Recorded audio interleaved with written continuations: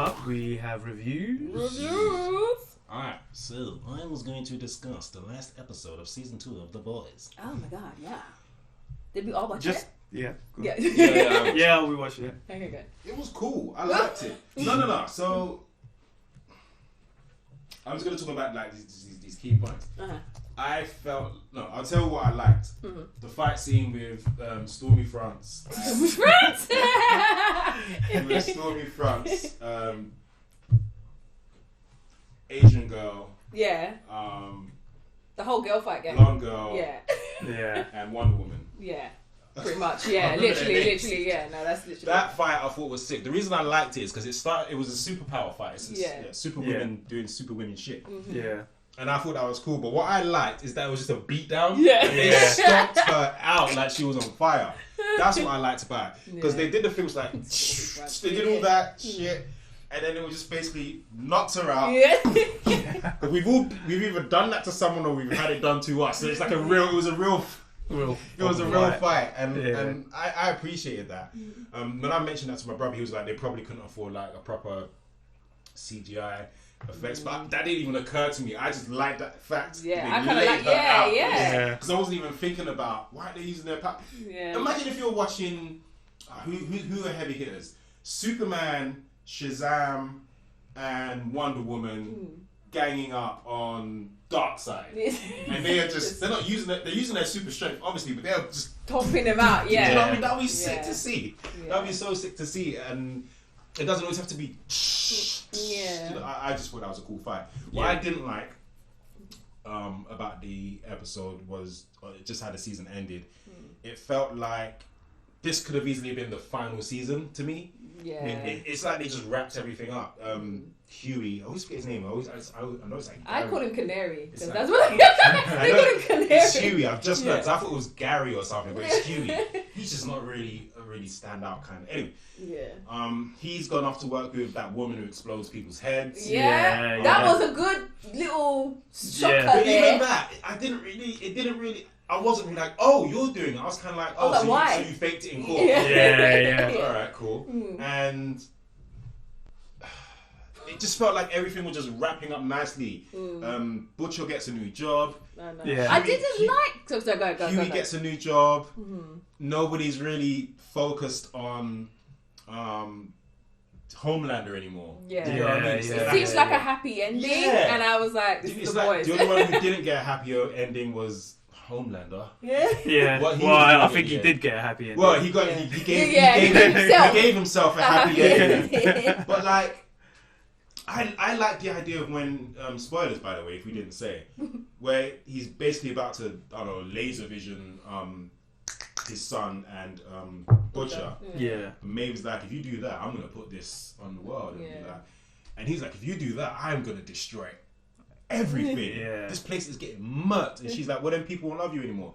And then he hears the crowds, and I just thought I like the idea of him just destroying the world. I would prefer that. To me, that would have been a sick ending. I haven't read the comic. I've got the graphic novel sitting there. I haven't touched it. But if that was the ending, and the new season was going to basically pick up with them trying to figure out how they're going to stop this tyrannical Superman from destroying everything, that would have been sick. And then we have Maeve. We've got Stargirl. For me, I was like, with the Butcher thing, I was pissed at Butcher at one point. So I was like, firstly, when he got angry at the poor boy for lasering his mum by accident, and he was ready to murk this child, I was like, firstly, I understand why they call you Butcher, but that's a little bit too much.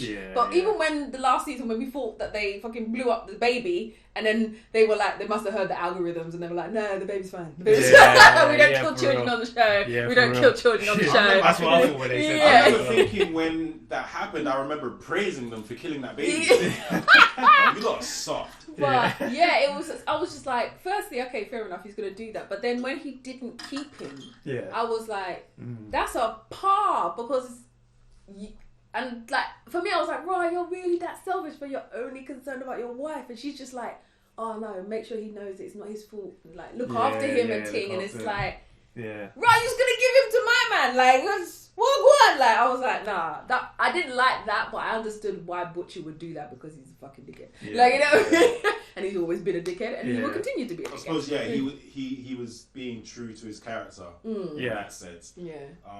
But then finding out, firstly, like, Black Noir is called Black, but the finding that Black Noir, who is Black, is black. I was like, okay. I was confused by that. Does everybody know what he looks like in the comics?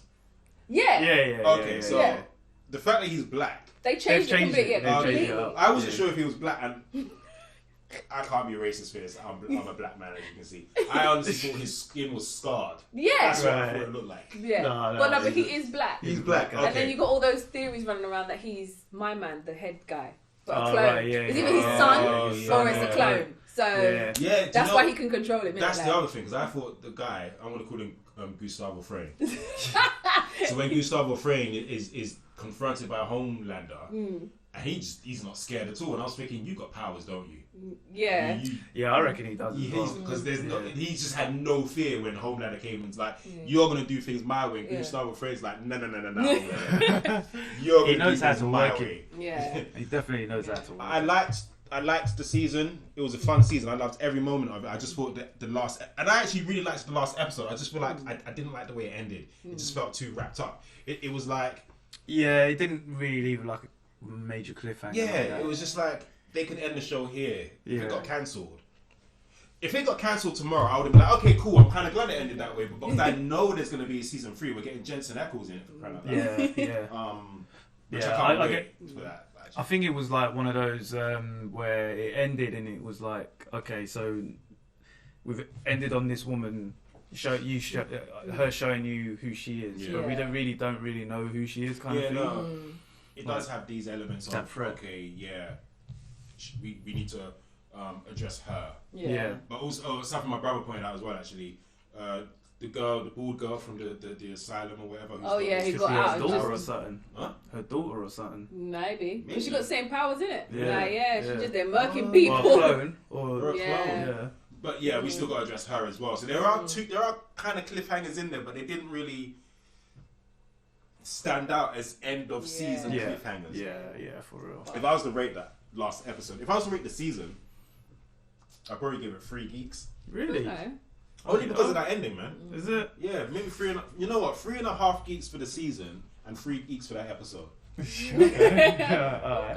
I would have given it a 4.5. Nah, I'm sorry. The way the season, I probably would have given it a 4 or 4.5 if I felt like it had this crazy cliffhanger. I was like, oh my god, I get what you I mean. need to see what happens. You know when you're like, oh my god, like Umbrella Academy. Yeah. When I watched that, I was like, what the hell? Yeah. You know what I mean? But with this, it was like, all right, you guys are just gonna get on with your lives. Yeah. Even Mama's Milk, he goes home. Yeah, for real. Yeah. Cool. I mean, but the boys never disappoint. So I'm like, do what you're doing. I think it's a thing of like, we're gonna make everybody feel safe, and then we're just gonna annihilate them in season 3. Yeah, that's like all of your emotions are gonna I be. think you're right. You know what I mean? So season 3 might start off with just like giving us heart attacks. Yeah. So you imagine if season 3 started off and then Homelander's is dead, and you're just like, what the fuck? Imagine if that happens. It starts off Homelander's dead. Don't worry, we got contingencies. Homelanders. Give us some money for that. Okay. Wait till we find out that Homelander's son looks exactly like Homelander did when he was a kid. Speaking of season 3, I watched the first episode of Star Trek Discovery season 3. Yeah. Give us your notes. Yeah, well, not that much. I didn't write any notes for that. It was okay. It was good. It was decent. There was one thing I was disappointed with, but actually, I could say there's a couple of things I was disappointed with. He's like, no, I'm thinking about it. Now I'm thinking about it. But no, it was good. It was really good. It's kind of interesting to kind of see what's happening in the future of Star Trek in a sense of we've had Picard, we've had Voyager, this Deep Space Nine, and now we're kind of moving like nearly 100 years, well, not nearly 1,000 years in the future. Yeah. And it's like, what they've got, what they're doing, it's interesting to me to see how they're gonna work around the Federation not being there, and everything that's gone on before. So that would be pretty interesting. I have to ask.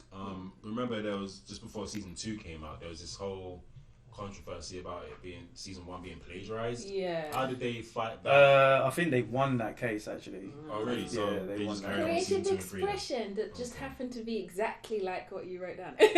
Pretty much. Yeah. It's probably because the other one was like, what was it, a mobile game? Yeah. Yeah. And I feel like in the world, look at Avatar, The Last Airbender, and Avatar, the movie with the blue people.